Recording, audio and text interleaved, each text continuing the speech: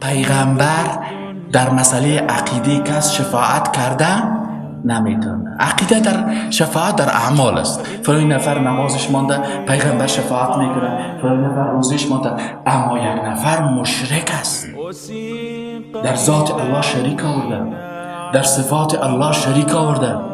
پیش فالبین رفته، فالبین میگه که من غیب میفهمی، برش گفته 500 یام دادش که بگی 500 دیرک تو عالم غیب هستی. آلی این پیغمبر شفاعت میکنه.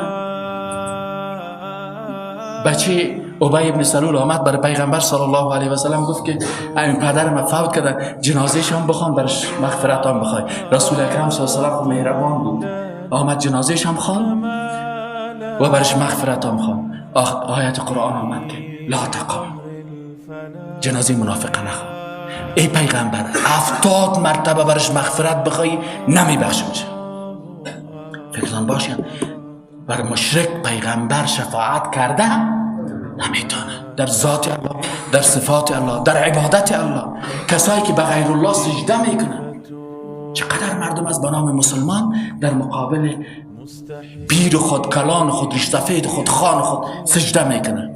آیا او پیغمبر، او کسی که به غیر الله سجده کرده و در هر رکعت نماز خود میگه ایاک نعبدو، بر از او پیغمبر شفاعت میکنه؟ ابدا.